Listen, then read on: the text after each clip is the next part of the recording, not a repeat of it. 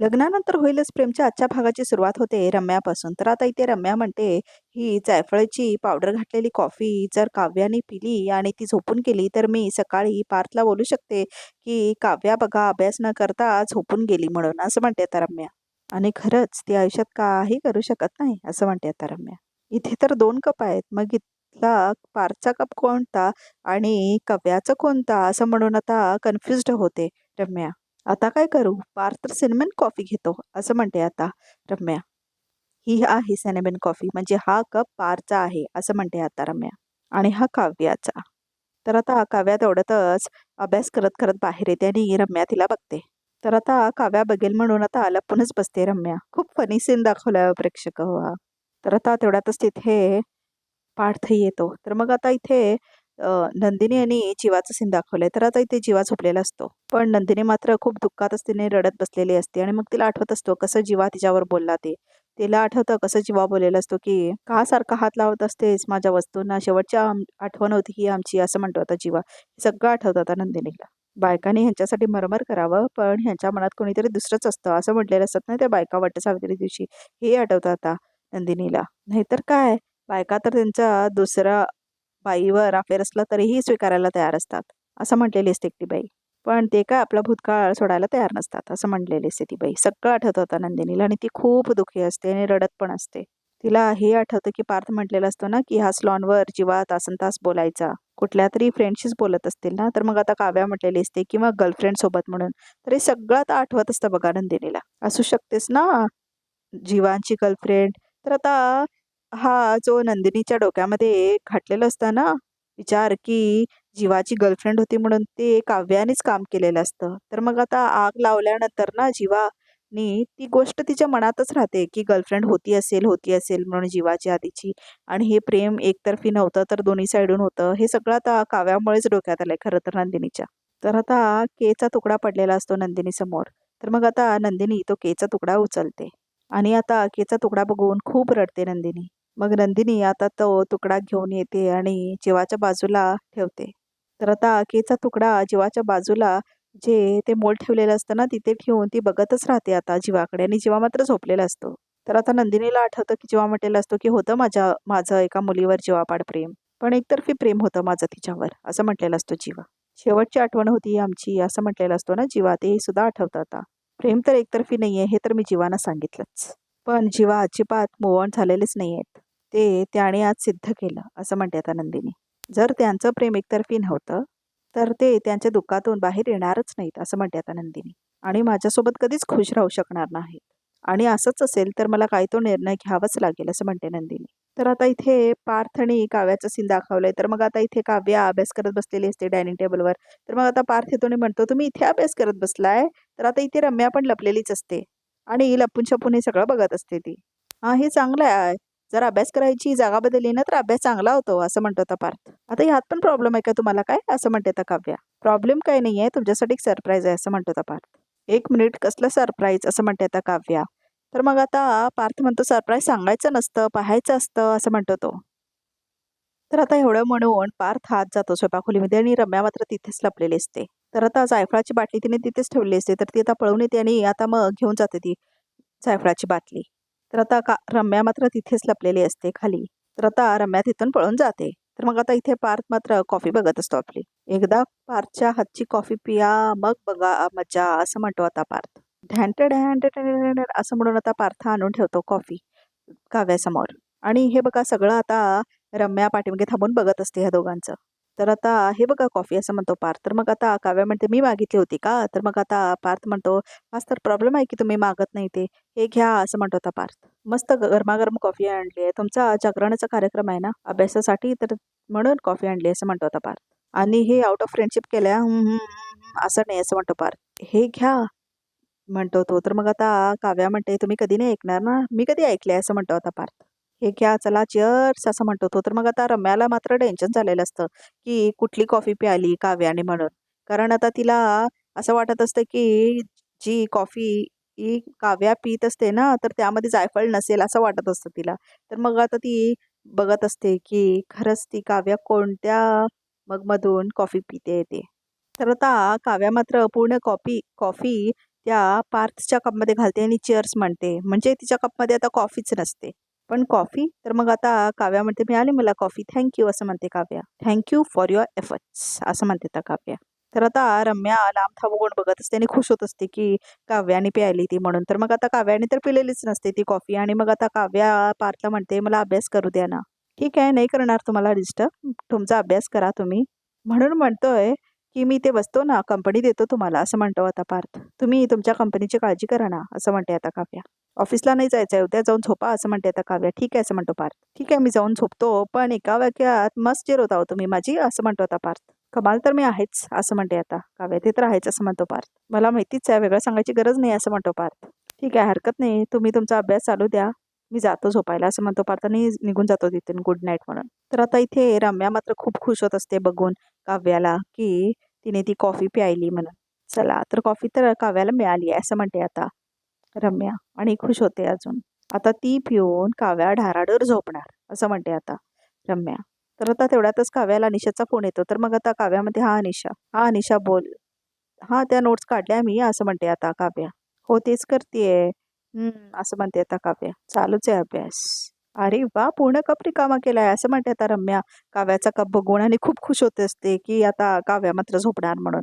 पण हिला माहीतच नसतं की काव्याने तर कॉफी प्यायलीच नाही ते.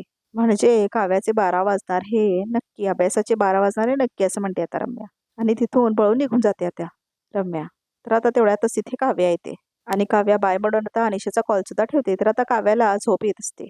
काव्या असं लगेच झोपायचं नाही, आता 2-3 तास तरी किमान अभ्यास करायचा आहे असं म्हणते आता काव्या. उगाच कॉफीला नाही म्हणाले असं म्हणते आता काव्या. कॉफी प्यायले असते तर झोप तरी उडाली असते असं म्हणते आता काव्या. तर आता तिच्या पुस्तक ती असं वर उचलते तर त्यातून बुकमार्क पडतं. तर मग आता ते बुकमार्क तेच असतं जे तिला पार्थने दिलेलं असतं. तर मग आता ते पकडते काव्या आणि मग त्यातली पोएम वाचते. तर आता नाव बघते त्याच्यावर त्या बुकमार्कवर, तर ते जीवाचं असतं. तर मग आता हे बघून धक्काच बसतो काव्याला. तर आता काव्याला आठवतं की पार्थ काय बडलून दिलेला असतो तिला हे बुकमार्क. तर तो आता पार्थ बोललेला असतो की हे बघ माझं स्पेशल बुकमार्क, स्पेशल व्यक्तीने दिलेला असं म्हटलेलं असतो ना पार्थ ते बुकमार्क देताना. तर ते सगळं आठवतं आता काव्याला. हे बघा माझं स्पेशल बुकमार्क, माझ्या सगळ्यात जवळच्या व्यक्तीने मला दिलंय असं म्हणतो आता पार्थ. हे घ्या तुम्हाला म्हणून दिलेला असतो ना. आता पार्थ काव्याला तर सगळं आठवतं आता काव्याला. तर आता काव्याला तिचे आणि जीवाचे घालवलेले क्षण हे आठवतात. कसं ते मंदिरला एकटे जायचे, एकत्र चाट खायचे, सगळं सगळं त्यांना आठवतं. मी मूव्ह ऑन करायचा प्रयत्न करते तरी हा जीवा माझी पाठ का सोडत नाही असं म्हणते आता काव्या. का सतत समोर येतोय माझ्या. नाही काव्या नाही, आता असं रडायचं नाही, लढायचं असं म्हणते आता काव्या स्वतःच्या स्वतःला. ह्या सिच्युएशनशी लढायचं आणि जिंकायचं असं म्हणते काव्या. आता एकदा ठरलंय ना, टाकलंय त्या माणसाचं नाव, तर मग आता नाही रडायचं असं म्हणते काव्या. तर आता खूप अभ्यास करायचं दाखवलंय काव्याला आणि बॅकग्राऊंडमध्ये छान गाणं सुद्धा लावलंय.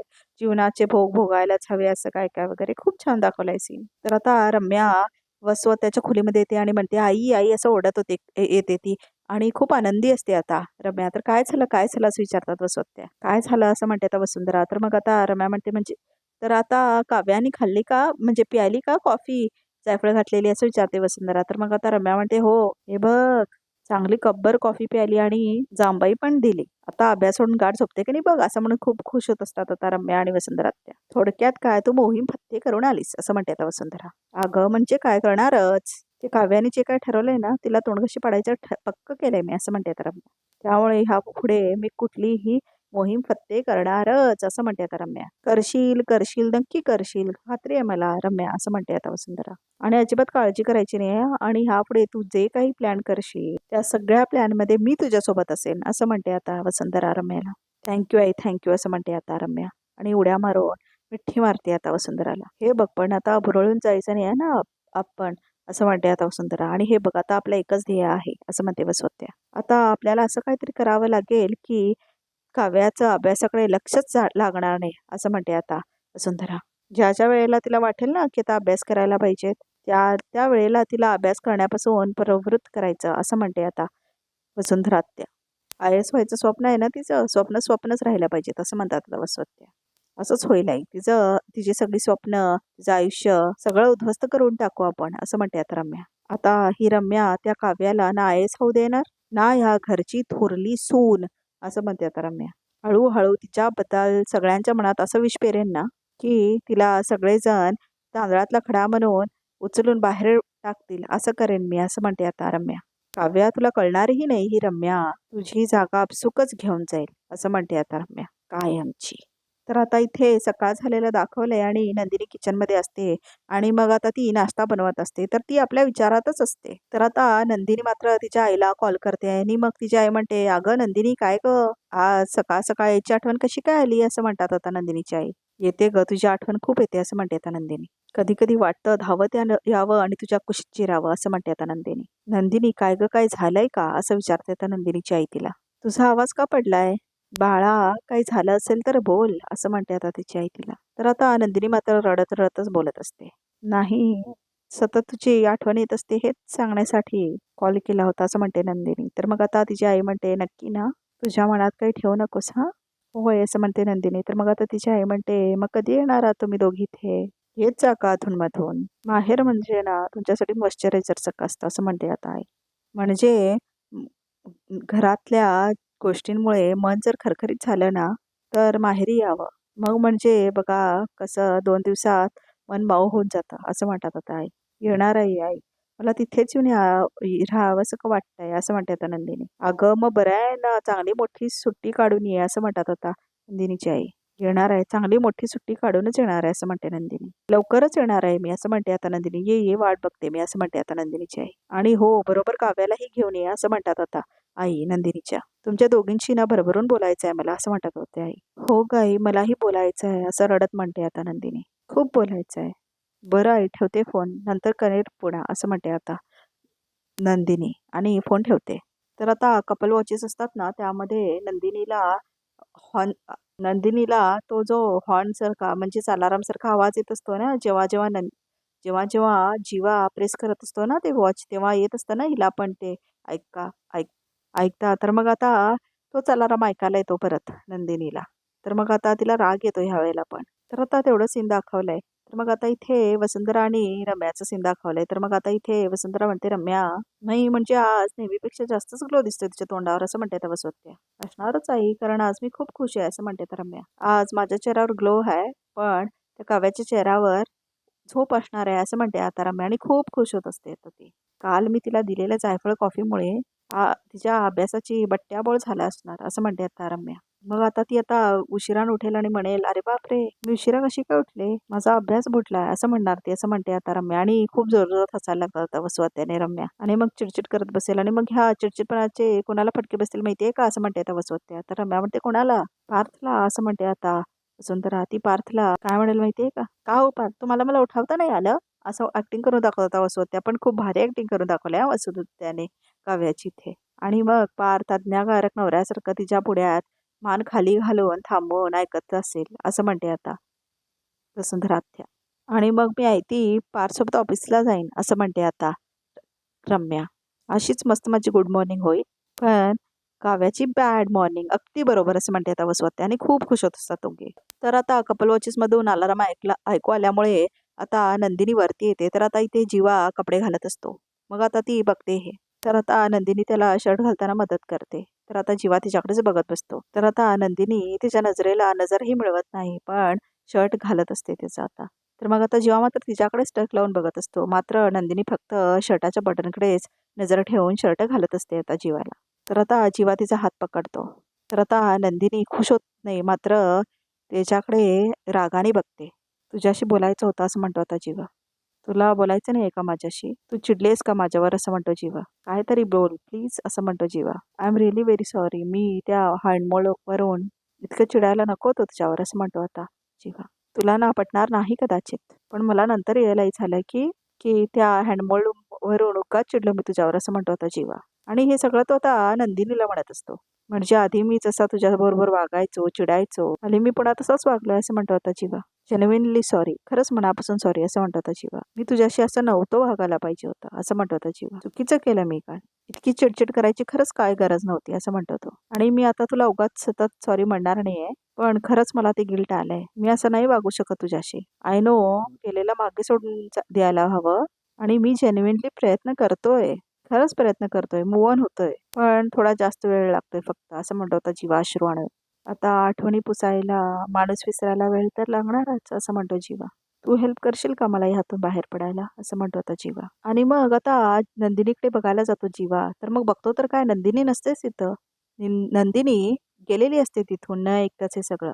तर आता जीवा इकडे-तिकडे शोधतो तिला. तर आता नंदिनी नसतेच तिथे कुठेही. असंही माझं काहीच न ऐकता निघून गेली, असं म्हणतो आता जीवा. मग आता तो परत त्या घड्याळाच्या अलार्मला पकडतो आणि टच करतो. तर मग रिंगटोन मात्र तिथेच वाजतो. पण त्याला वाटतं की मग त्याला समजतं की नंदिनीने तर वॉचच काढून ठेवलं इथे म्हणून. तर आता नंदिनीचं जे वॉच असतं ना, ते आता जीवा हातात घेतो. तर आता एपिसोड मात्र इथेच संपतो. तर बघूया रिकॅपमध्ये काय आहे ते. तर आता इथे रिकॅपमध्ये मानिनी काव्याला म्हणते की "तू हा चहा नेऊन जीवाला देऊ शकतेस का?" असं म्हणते आता नंदिनी काव्याला. तर आता काव्या नंदिनी आणि जीवाच्या रूममध्ये येते. तर आता ती जेकेचं तोडलेलं मोल्ड बघते आता काव्या. तर मग आता तेवढ्यातच तिथे जीवा येतो. जेवढं प्रेम काव्याने माझ्यावर केलं ना, तिच्यापेक्षा जास्त प्रेम नंदिनीने माझ्यावर केलंय असं आता जीवा म मिथुन काकाला सांगतो रिकॅपमध्ये. तुझ्या मनात काय आहे ना ते बोल ना, प्लीज बोल असं म्हणतो आता जीवा नंदिनीला रिकॅपमध्ये. डिव्होर्स हवाय तुम्हाला असं म्हणते आता नंदिनी. तर मग आता रिकॅप मात्र इथेच संपतो.